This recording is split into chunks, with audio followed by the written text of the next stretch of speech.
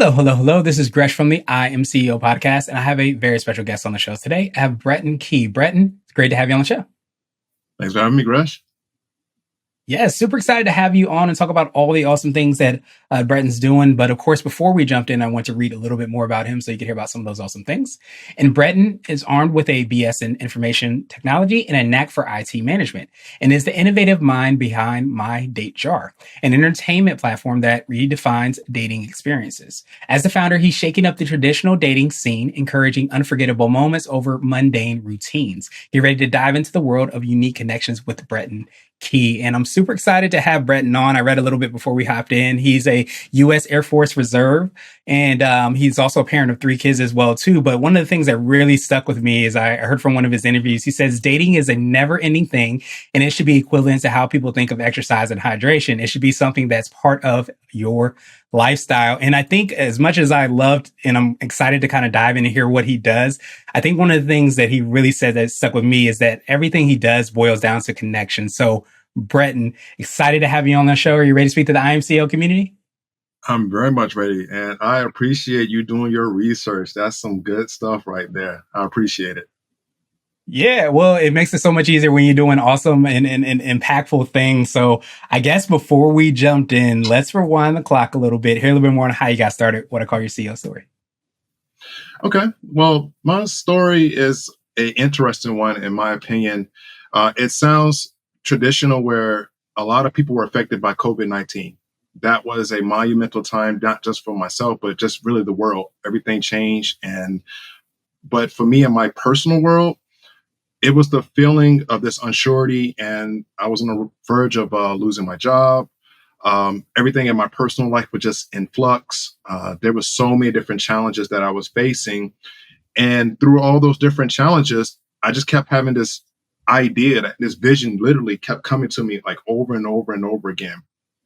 And as a result of that actual lockdown period, that quarantine period where we really had to just sit still, I used that time to kind of cultivate just my own personal skills and some interest that I had. And I'm a tech geek at heart. I have a decade and a half experience of IT doing software development for all these large companies in both private and public sectors. And with the level of me, not being able to provide for my family and lose my position, even though I was killing it, and not because it was anything wrong, it was just that we literally couldn't physically go to the location. It made me challenge, what do I think success looks like, and what do I want to do with myself? And so literally the context of, I wrote down a bunch of different random ideas inspired by my kids, friends, what I wanted to do from like a romantic standpoint, all of it kind of amalgamated together. And literally I had it in a glass mason jar, and it struck me like a lightning bolt from some conversations I had with like some of my friends on the group chat, that I didn't just have just some ideas. I should make this digital and figure out a way to, give that connectivity and that connection, because the people that I'm associating with and talking to, and friends and whoever's in my circle, all literally had that same issue. And especially at this certain time, you couldn't go anywhere, and you're trying to figure out how to keep things fun and lively, or you're trying to figure out how to even hang out with your friends. And I just wanted to be there to answer that challenge and be a solution towards that. Nice. Well, I'm obviously sorry to hear, you had to go through those experiences, but I always remember the quote there, no pressure, no diamonds. And I think sometimes when you get that opportunity to do, that vision, and you get the opportunity to kind of create something from that, it's almost as if I don't want to say you need the pressure, but it kind of feels like if you didn't have that experience, it sounds like you might not have created all the awesome things you've been able to do now. Yeah, it really was. I mean, that time frame literally challenged everything that I held true. I mean, I reinvented myself as well in this time frame, and I just wanted to see myself be in a different state. I wanted to, one, be an example for my kids and my community and those around me. Two, just a simple question of, why am I doing all these good things for these other people and not doing it for myself? And that went down this whole exploration and this journey that I'm still on to this day. But those kind of questions and these kind of issues just really pushed me out my comfort zone, and really gave me the tools and showed me if I was actually really about this life. It's like, not a lot of people can stick with it now realizing it and knowing that the odds are usually against, small business or entrepreneurs in certain elements in certain fields, the odds were stacked against me. But here I am now, going into my third year, and things are looking good. Nice. I love that, and definitely happy 3 years. I love that word that you said. I heard you bring it up twice, the word challenge. And I think so many times we can think negatively about challenges, but like you said, it gives us the opportunity to, obviously like reinvent ourselves. But I think, one of the things that we always are trying to do is grow our businesses and organizations. But sometimes we realize that while we're doing that, we're also building ourselves, and we're going on that journey ourselves and leveling up, discovering more about ourselves, and all those things happen, which I think is sometimes can be the frustrating, but also sometimes the beautiful thing around entrepreneurship. It is. It is. Awesome, awesome, awesome. So I wanted to drill down a little bit more and hear a little bit more on how you're making that impact and connection. Could you take us through like everything you created and how you're making the dent in the universe, so to speak? Sure.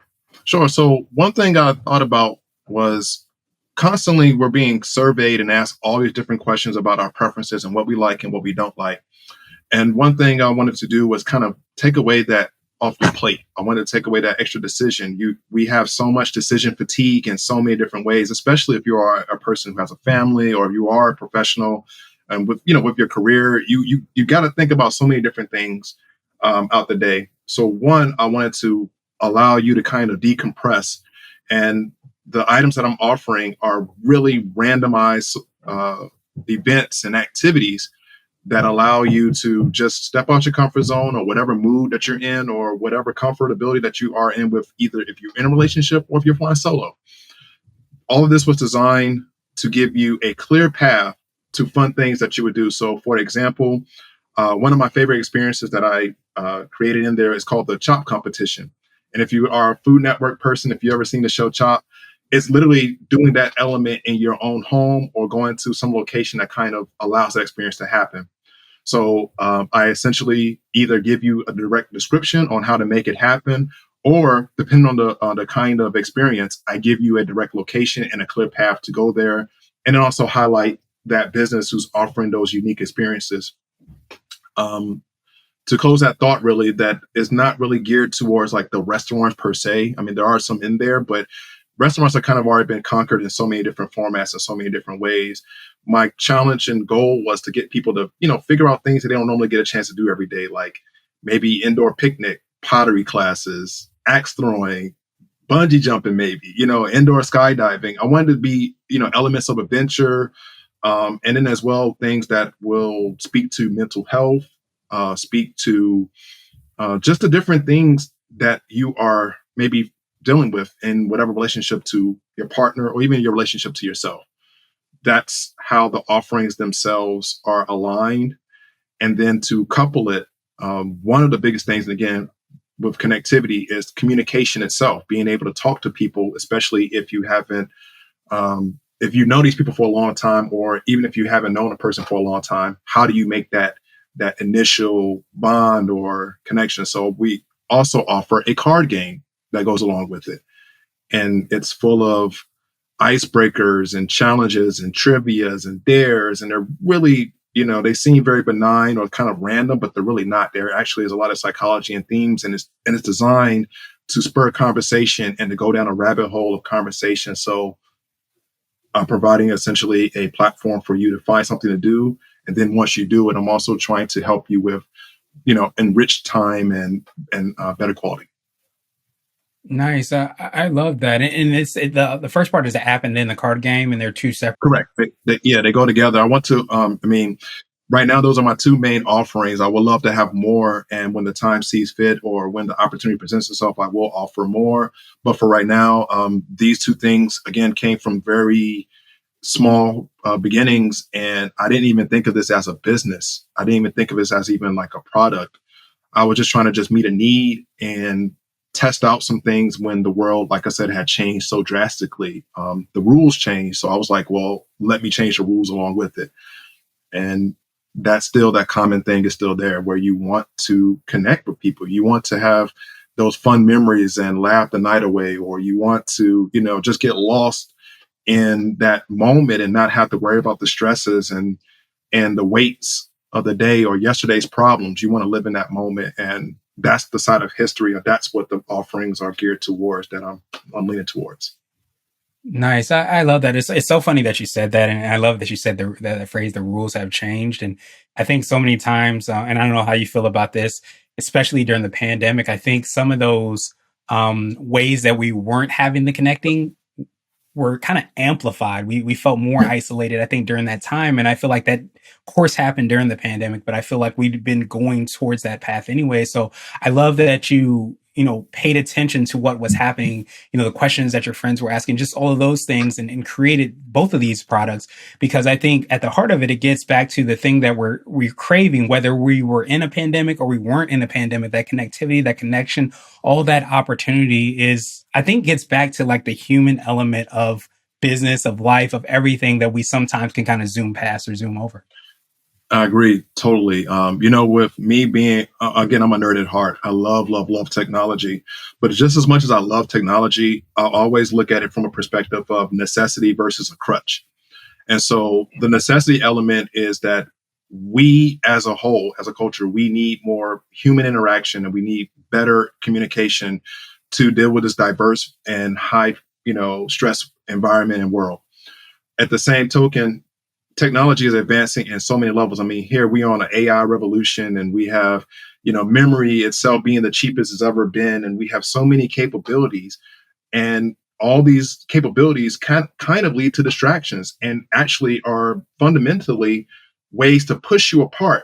And I realized that, yeah, that is the issue to a certain degree, but there are solutions towards that. And if you are cognizant of it, and that's why, even when you had gave that quote from earlier, that's why I said should be a part of your lifestyle. It feeds your soul, and it nurtures and enhances the relationships around you. And I've never heard of anybody ever complaining or suffering from too much of abundant quality time and great times with their friends, family, spouse, partner, sneaky link, or whatever you want to be. I've never heard of anybody ever complaining because they had too much fun, or, oh man, we're going to all these cool new experiences. So that level and that baseline thought has driven the direction of where I've been heading with this. Yeah, I love that, and I feel like I'm a tech geek as well too, and I love all these things that are happening. But I feel like, and I imagine you probably think a lot of the same way, that the technology is a beautiful thing, and I think when you have that opportunity to have that kind of north star, so to speak, where you Yeah, understand the human connection, you understand that, okay, we have this technology, but let's not forget about that part. And it sounds like you bake that into everything you've been able to build, is understanding that, yeah. and being aware of, like, yes, we do have all these advancements, all these things that are happening at a snap of a finger, it feels like, but we can't forget about those relationships that we have, and it's how you're kind of serving the clients that you're working with. You're right. For me, in this journey that I've been on, I had to do a lot of customer discovery and really recognize like who's my target audience. When I described it at first, I kind of felt like I wanted to service everybody, and that's not the best route to go. So the focal point has been people who are in relationships, and those who are either for a long time or starting a relationship. That's the sweet spot. That's my best adopters. But from really listening to them, I got a chance to really ask questions to understand like really what they needed, and it all came down to one, a level of not having to be questioned too much, or do too many like hoops and jumps just to figure out what they want to do. Number two is that they wanted some level of intentionality, meaning that they wanted some kind of scheduling or some kind of means to remind them to do these things, because life happens, you get busy. And then third, and most of all, was they wanted actually the direct like locations, because we're in a world right now where you have like your TikTok and your Facebook and all these really great tools that will show you these different experiences or really cool reviews and places, but it doesn't always give you a really clear path to make it happen for yourself. And a lot of the stuff also becomes like a level of, if you don't know about it, then how will you even know to experience it? So being on the side of, again, leveraging technology. So for instance, I'm giving you an example. So in this updated, in the version of the app that's out now, I was able to use AI to help mine and populate locations that are inside of the app. And that was helpful because that allowed me to expand the area in which I service. I'm not just in the local Virginia area. Now I'm actually, across the whole East Coast and, southern states and other areas. And people really, resonated with that because while you're traveling or in your local area, it helps you to rediscover and to reimagine how you want to even have fun in a very simple way with minimal clicks. So again, it all boils down to listening to customers and then also recognizing the difference between too much technology and the right, amount, and knowing when to cut it off to say, okay, like either put your phone down or pick your phone up. But if you're going to pick your phone up, let's give you a clear way to make some fun and things happen. Yeah, I absolutely love that. I love the words reimagine and redefine as well too, because I think those are really powerful.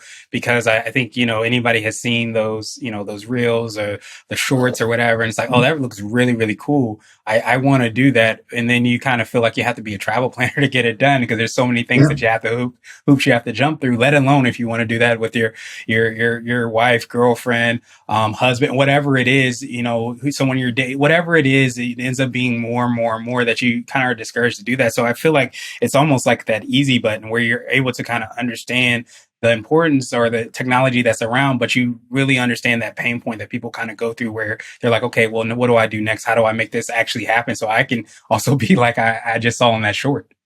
Yeah, I mean, the goal of this as well is it also can make you the hero because traditionally men are looked at as being poor planners and we're not having this level of imagination. So one, I want to help the guys out, but more so, I really wanted to do this in a way to highlight these really great, unique businesses.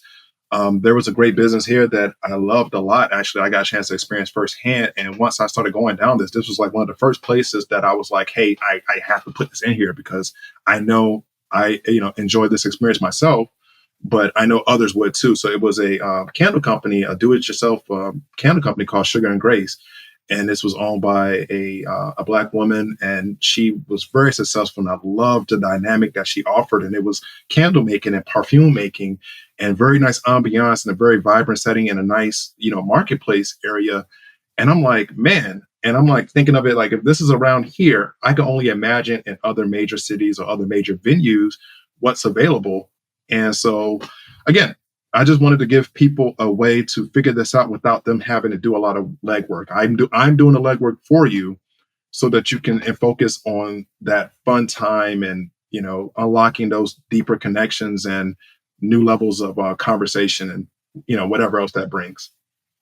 Yeah, I absolutely love that. And I almost wonder if that's part of what I would like to call your secret sauce. It could be for yourself, the company, or a combination of both. But I was initially thinking it was the ability to kind of marry the technology with the human connection. But I almost feel like you have that full awareness over all the different aspects, the holistic aspect, I guess you could say, of understanding that what you're doing is impacting the people that, are going on those dates or the people that are within those businesses or organizations or and really being able to kind of see that and bring that together. Do you feel like that's part of your secret sauce?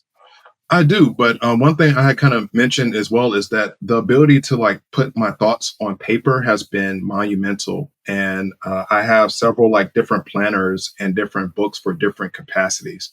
So the good news in all of this is that this entrepreneurial journey challenged me personally to one do inventory on myself and how I even thought and my mindset, and it made me realize when I started writing down these ideas or these goals that I had how much I knew or how much of a gap that I wanted to fill. And it's also helped me to recognize in that secret sauce when I put it on paper, the things that I can delegate and the things that I can take care of myself.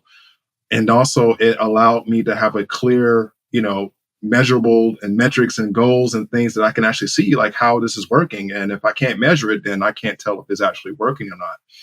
So the secret sauce I had was the ability to transpose what was going on inside the brain to paper, dry erase board, napkins, you name it. I mean, I use whatever I can or whatever mediums available to record these thoughts. And I realized that as the thoughts are stronger or becoming more clearer, therefore that was a route to take, or that's the next step or the next item. And it helps me to not second guess myself or have the doubt that entrepreneurs sometimes have when you're trying to figure out if you're going in the right direction. So that's been the secret sauce.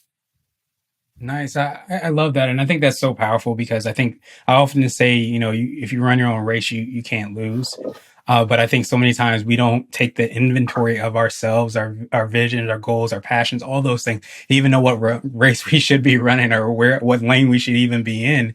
And I feel like, that in doing that exercise and going through those things, paying attention to yourself, because I think so many times we don't trust ourselves enough and trust who we are, or even maybe have that confidence in ourselves. And it sounds like Yeah. that might even be like, going through and doing those activities, a hack it within itself to make sure that you are taking inventory of the self, you are listening to yourself, and you're taking action from there.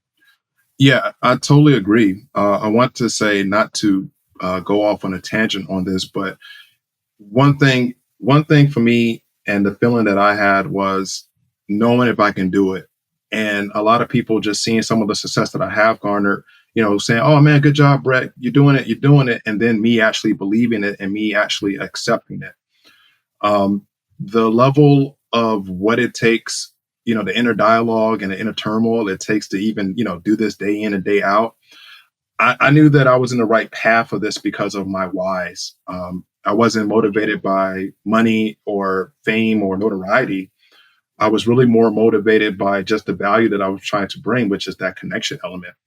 And I think subconsciously, maybe this path speaks so much and why everything does boil down to connections because I've had the experience of, really great relationships. And I've also had the lows of really bad relationships. And the one common factor, again, which I had kind of stated earlier, is that way how you're spending your quality time with those people that matter to you is all of the difference it makes. And it's the difference between how you get through your week, your month, or even your year.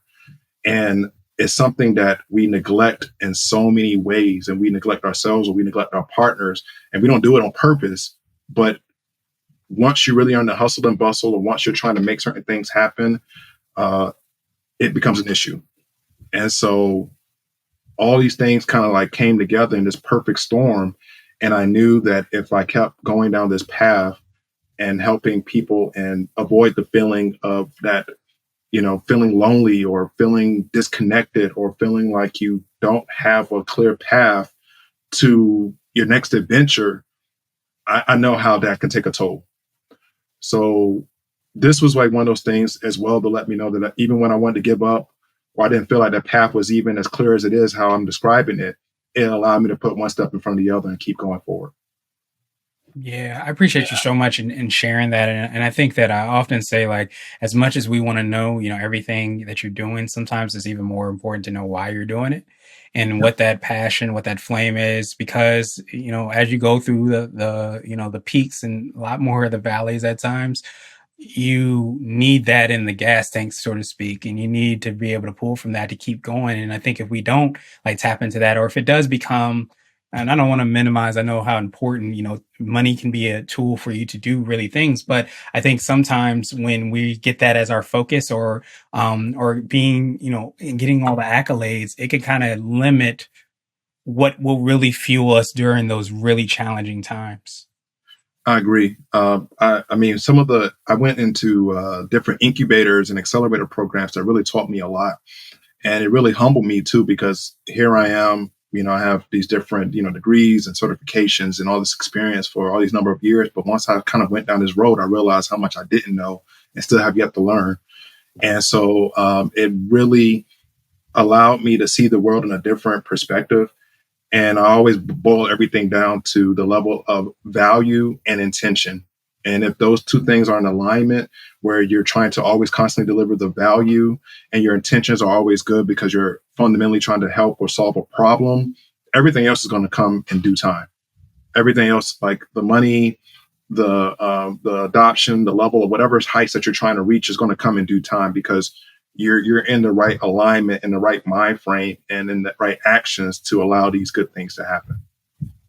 That makes so much sense. I guess I think the saying is that the more you learn, the more you realize you don't know. And it sounds like this could be part of your CEO hack, which is like an Apple book habit, something that makes you more effective and efficient.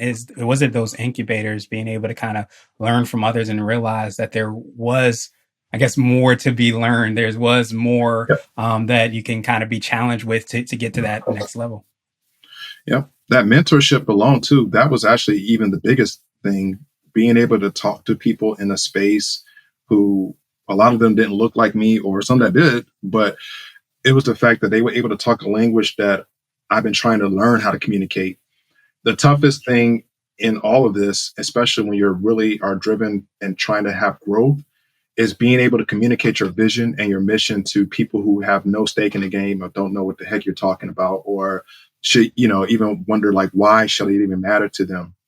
And so the mentorship and just some of the people who have poured into me to listen to my thought, to one, either help me to flush it out more or give me other elements to think about, that allowed me to, again, tackle another area.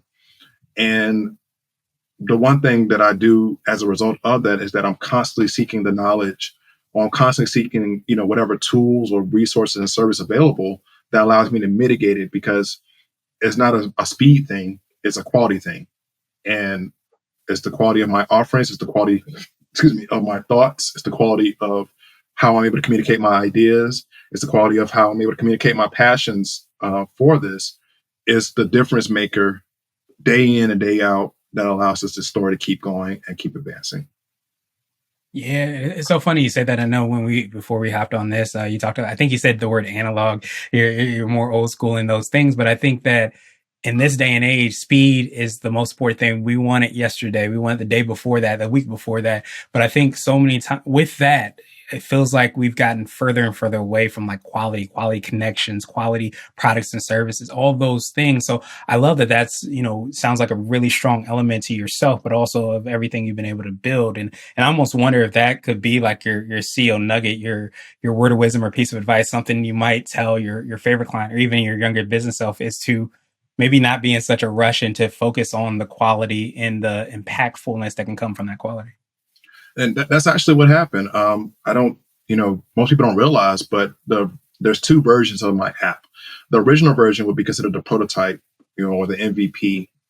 That was a really great springboard, and I'm really thankful for that, because with me not rushing the process, I was able to garner over like 1,000 downloads and 900 some active users without any, major marketing or some push. It was just really organic, and being able to be on some publications and different things and opportunities that I was able to capitalize on, or being in person.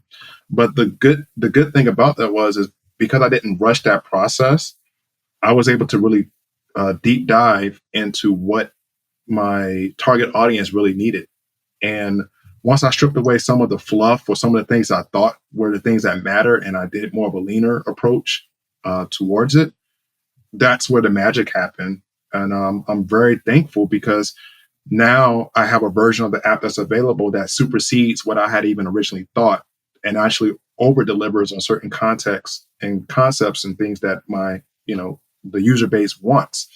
And I even have more down the road, but again, it's not the time yet, and it's not necessary just yet. Right now, I'm trying to build up the community of it. I'm trying to build up the quality of the offerings. I'm trying to build up the uniqueness and the level of, trust and credibility, so that when people use this doesn't be seen as something novelty. I want this to be integrated in your, weekly or daily routine, and have multiple touch points on what you want to see, and that's available. So yes. Yes. I love it. It's so funny when you said that. It kind of reminded me. There's a Steve Jobs quote, and I love quotes, but he said that in order to get to like great design, you have to really work at that. To get to simple, you have to really work at that. So when you said that being able to kind of cut out the things, you were able to do that because you did the work prior to that, because you had been doing the work. You were dialed into your ideal client. You were dialed into who you're going to serve. So it sound like a lot easier to realize, okay, this is fat that I can kind of trim out so that I can be even more impactful with the people that we're ultimately trying to serve. Yep, that's very true. Just a simple fact, and this is something that you may know or you may not realize, but did you know in the app world that the apps that tend to be the most successful, or the most have the most longevity, you can get all the actions completed in 5 to 6 clicks. And a lot of people don't think about that when you're doing it, but that is something that you have to be cognizant of. If, let's say, if you are an app or even technology, is the actual like UI and the actual ability from a person to get from point A to point Z, and to do so with minimal to no explanation at all. That's art form, and it's something that we take for granted when we see certain things, but it takes a lot of work to make something very complicated on the back end seem very simple and very stripped down on the front end. And that journey and those kind of questions itself is something that I've always asked throughout my career. But now that I'm doing something for myself, it's like monumental. It's the driver of what I want to do, because if it's not simple to use, I often use my youngest daughter. She's 8 years old, and she doesn't realize that she is my chief of R&D.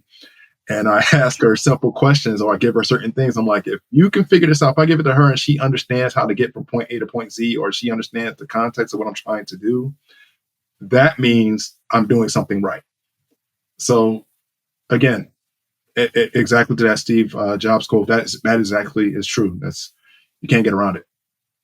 Yeah, and it's so funny. I love that the chief of R&D and being able to kind of be aware of like us being so close to the thing that we love and we care about, we're passionate about, sometimes could be our big downfall. So like having those quote unquote outside eyes or different perspectives help us to realize that things we take for granted or we're not even thinking about, others might see, and it might create a great innovation, a great opportunity for us to simplify what we're doing so that we can serve our clients even bigger and better.